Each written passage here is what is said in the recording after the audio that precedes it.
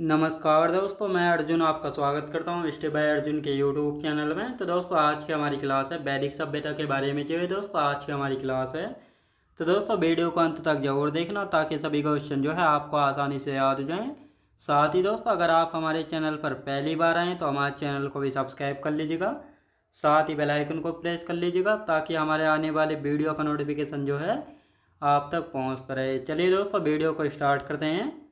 तो आज की क्लास हम जानेंगे वैदिक सभ्यता के बारे में। जैसा कि आप सभी को पता है, हमने कल की क्लास में सिंधु घाटी सभ्यता के बारे में पढ़ रहे थे। उसके प्रमुख स्थलों के बारे में 2-4 स्थल हमारे बचे हुए हैं, हम पहले इनको कंप्लीट करेंगे और इसके बाद जो है अपना नया टॉपिक वैदिक सभ्यता के बारे में जो है अच्छे से यहाँ पे जानेंगे। तो धोलावीरा की यदि बात की जाए दोस्तों, धोलावीरा कहाँ पे? गुजरात में है। अब यहाँ से जो है धोलावीरा से किस किस चीज़ के जो है एविडेंस यानी साक्ष्य पाए गए हैं? तो जल प्रबंधन के साक्ष्य मिले हैं, यानी जल को प्रबंधन करना यानी डैम वगैरह के यहाँ से जो है साक्ष्य पाए गए हैं। साथ ही सुनामी के साक्ष्य यहाँ से पाए गए हैं। और खेल स्टेडियम के साक्ष्य, जिस प्रकार आपने आज के समय में देखा होगा कि क्रिकेट का जो खेल स्टेडियम होता है, इस प्रकार जो है यहाँ पर जो है स्टेडियम पाए गए, लेकिन अभी तक यह नहीं पता लग पाया है कि सिंधु घाटी सभ्यता के लोग कौन सा खेल खेलते थे। लेकिन स्टेडियम के साक्ष्य कहाँ से मिले हैं? धोलावीरा से। तो ये आपको अच्छे से याद रखना है। अब यहाँ पे बात करेंगे सुरकोटदा, कहाँ पे है? गुजरात में है। और ये क्या था? ये जो है एक बंदरगाह था। यहाँ से घोड़े, हाथी व भेड़ियों की हड्डियों के साक्ष्य मिले हैं।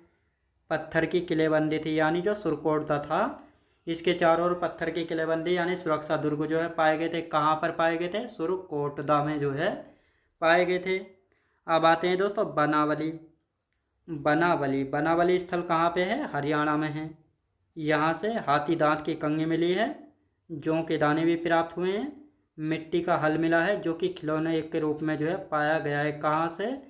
ये सारी एविडेंस मिले हैं बनावली स्थल से। और ये बनावली स्थल कहाँ पर है? हरियाणा में है। कहाँ पे? हरियाणा में। अब आते हैं दोस्तों रंगपुर के बारे में। Rangpur very very most important है, कई बार पूछा गया रंगपुर के बारे में। तो दोस्तों यहाँ पे हम बात करेंगे धान की भूसी के साक्ष्य मिले हैं या धान की खेती के साक्ष्य। घोड़े के अस्थि पंजर यानी घोड़े की हड्डियाँ कहाँ से मिली है? रंगपुर से। साथ ही लोथल, सुरकोटदा व कालीबंगा से भी पाई गई हैं घोड़े की हड्डियाँ। तो ये आपको अच्छे से यहाँ पे याद रखना है। तो हमारा सिंधु घाटी सभ्यता का टॉपिक जो है हो गया है। यहाँ पे लिख लेते हैं टॉपिक कंप्लीट। ये था दोस्तों हमारा सिंधु घाटी सभ्यता का टॉपिक जो कि हो चुका है कंप्लीट। अब हम आज का अपना टॉपिक शुरू करने वाले हैं वैदिक सभ्यता। जिस प्रकार सिंधु घाटी सभ्यता का समय कब से कब तक रहा था? 2500 बीसी से लेकर 1750 बीसी तक रहा था।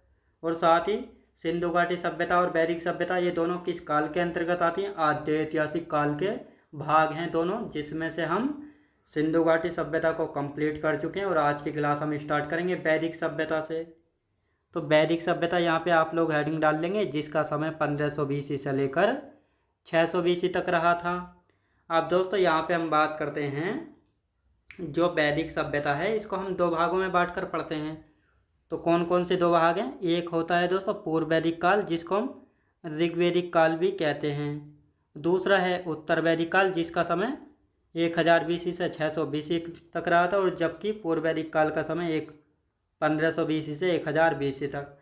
अब इसमें क्या अंतर है? जो पूर्व वैदिक काल था इसको हम ऋग्वैदिक काल कहते हैं, क्योंकि जो पूर्व वैदिक काल था इसमें ऋग्वेद के बारे में जो है पढ़ा गया था, यानी ऋग्वेद के बारे में जानकारी मिलती है, जिसका समय 1500 बीसी से 1000 बीसी तक रहा था। दूसरा है उत्तर वैदिक काल, इस काल का समय रहा था 1000 बीसी से 600 बीसी तक।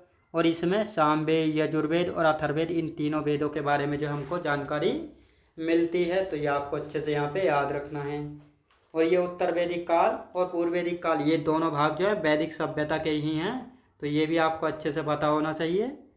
अब आते हैं वेदों का संकलन, यानी जो हमारे 4 वेद हैं इनका संकलन किसने किया था? महर्षि वेदव्यास जी के द्वारा किया गया था। वेदों की संख्या कितनी है? 4। ये आप सभी को पता है। कौन कौन से? ऋग्वेद हो जाता है, सामवेद है, यजुर्वेद और अथर्ववेद।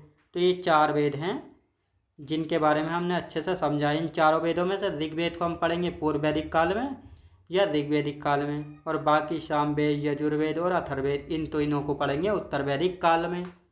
तो ये आपको अच्छे से यहाँ पे याद रखना है।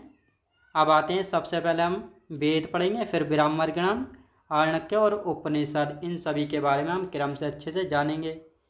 तो अब आते हैं वैदिक सभ्यता। वैदिक सभ्यता की यदि हम बात करेंगे तो आर्यों के द्वारा निर्मित सभ्यता थी। साथ ही आर्यों का अर्थ होता है श्रेष्ठ या कुलीन, यानी आर्य जो है अपने आप को सबसे महान, श्रेष्ठ या कुलीन जो है मानते थे। तो ये भी पूछा जा सकता है, वैदिक सभ्यता किसके द्वारा निर्मित सभ्यता? आर्यों के द्वारा बसाई गई सभ्यता थी। और ये वैदिक सभ्यता थी कैसी थी? ग्रामीण सभ्यता थी, जिस प्रकार हमने अभी पढ़ा था सिंधु घाटी सभ्यता के बारे में। तो सिंधु घाटी सभ्यता जो है कैसी सभ्यता थी? नगरीय यानी शहरी सभ्यता थी। जबकि वैदिक सभ्यता की हम बात करने वाले हैं तो ये ग्रामीण सभ्यता थी। कैसी? ग्रामीण। यहाँ की भाषा क्या थी? संस्कृत भाषा थी यहाँ की वैदिक सभ्यता की। अब आते हैं दोस्तों आर्यों का आगमन। तो आर्य कहाँ कहाँ से आए थे? अलग अलग लोगों के द्वारा अलग अलग मत हैं, इन सभी के बारे में जानेंगे। जैसे आर्यों का आगमन, तो सबसे पहले हम देखेंगे मैक्स मूलर के अकॉर्डिंग। मैक्स मूलर ने कहा था आर्य जो है मध्य एशिया से आए थे, हिंदू कुश पर्वत होते हुए भारत पहुँचे थे। आर्य जब भारत आए थे तो इस समय यहाँ पे सिंधु घाटी सभ्यता थी। तो आर्यों ने जब भारत पर आक्रमण किया तो किन दो पक्षों के बीच जो आक्रमण हुआ था, तो एक तरफ आर्य थे, एक तरफ थे सिंधु घाटी सभ्यता। तो आर्यों के बीच और सिंधु घाटी सभ्यता के बीच जो है क्या हुआ था? युद्ध हुआ था, जिसको हम दशराज्य युद्ध के नाम से जानते हैं, जिसमें आर्यों के राजा सुराज थे और सिंधु घाटी सभ्यता की तरफ से 10 भारतीय राजा थे। अब इस दशराज्य युद्ध में जो है जीत किसकी हुई थी? तो आर्यों के राजा सुराज की हुई थी और 10 भारतीय राजा जो है हार गए थे। तो आर्य और सिंधु घाटी सभ्यता के बीच जो युद्ध हुआ था, इस युद्ध को हम दशराज्य युद्ध के बारे में जानते हैं, नाम से जानते हैं, जो कि रावी या परुशनी नदी के किनारे पर लड़ा गया था। और इस दशराज्य युद्ध को जो है ऋग्वेद के 7वें मंडल में इसका वर्णन मिलता है।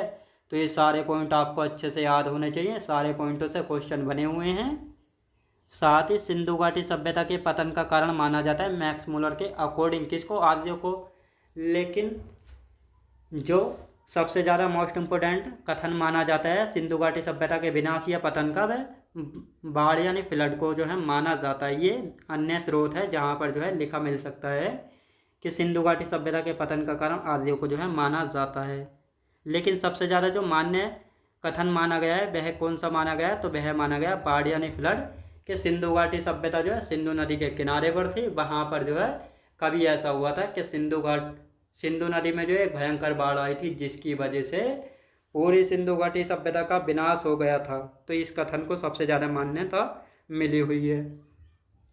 अब आते हैं दोस्तों एडमंड मेयर इन्होंने क्या कहा था कि आर्य कहाँ से आए थे? पामीर के पठार से आए थे। ये क्वेश्चन भी पूछा गया है। पेनका एवं हर्ट ने कहा था जर्मनी से आए थे। और साथ ही मैक्स मूलर भी कहाँ के थे? मैक्स मूलर भी जो है जर्मनी के थे।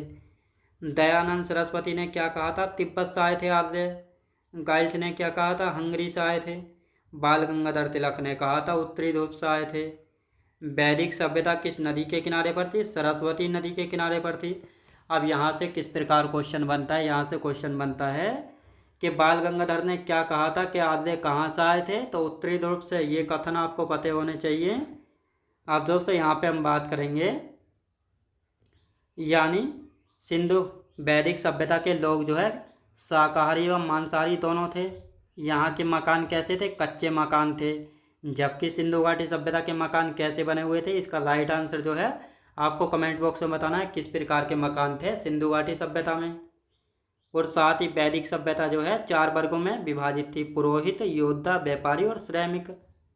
साथ ही आर्यों के पंचजन की यदि बात की जाए तो ये आर्यों की जो है पंचजन कौन कौन सी? तो पंचजन में 5 इकाइयाँ थी। सबसे छोटी इकाई थी कुल सबसे छोटी इकाई थी, जिसका अर्थ होता है परिवार। तो एक परिवार का जो प्रमुख होता है उसको हम कहते हैं कुलपा, यानी घर में एक मुखिया होता है जिसको हम कहते हैं कुलपा। ऐसे ही दोस्तों बहुत सारे कुल यानी परिवार मिलकर किसका निर्माण करते हैं? ग्राम यानी गांव का प्रमुख कौन होता था? ग्रामीणी। जैसे वर्तमान समय में गांव का मुखिया कौन होता है? प्रधान होता है। और बहुत सारे गांव मिलकर क्या बनाते हैं? विष बनाते हैं। विष का प्रमुख होता था विषपति। बहुत सारे विष मिलकर क्या बनाते हैं, जन, और जन का प्रमुख होता था राजा या राजन, जो कि सबसे महत्वपूर्ण इकाई है आर्यों के पंचजन में। और बहुत सारे जन मिलकर बनाते हैं लास्ट, जो कि सबसे बड़ी इकाई है इन पंचजन में। तो यहाँ पे हम बात करने वाले हैं, तो दोस्तों यहाँ पे हम बात करेंगे जिस प्रकार एक परिवार मिलकर जो है बहुत सारे गाँवों का निर्माण करता है। बहुत सारे गांव मिलकर किसका निर्माण करते हैं, एक विकास खंड का निर्माण करते हैं। और इसके बाद बहुत सारे विकास खंड मिलकर किसका, एक जिले का निर्माण करते हैं। बहुत सारे जिले मिलकर किसका निर्माण करते हैं, राज्य का। बहुत सारे राज्य मिलकर किसका निर्माण करते हैं, एक देश यानी राष्ट्र का। तो इस प्रकार जो है यहाँ पे जो है महाजनपद काल का जो है निर्माण होगा। आगे चलकर हम उनके बारे में पढ़ेंगे। तो दोस्तों आज की क्लास हमारी यहीं तक रहेगी। तो मैं उम्मीद करता हूँ आपको वीडियो क्वालिटी, कंटेंट वगैरह सभी कुछ आपको पसंद आया होगा। पसंद आया तो लाइक, शेयर और सब्सक्राइब करना बिल्कुल भी ना भूलें। साथ ही दोस्तों अगर आप हमारे चैनल पर पहली बार आएँ तो हमारे चैनल को भी सब्सक्राइब कर लीजिएगा, साथ ही बेल आइकन को प्रेस कर लीजिएगा, ताकि हमारे आने वाले वीडियो का नोटिफिकेशन जो है आप तक पहुंचता रहे। चलिए दोस्तों मिलते हैं नेक्स्ट वीडियोज़ में।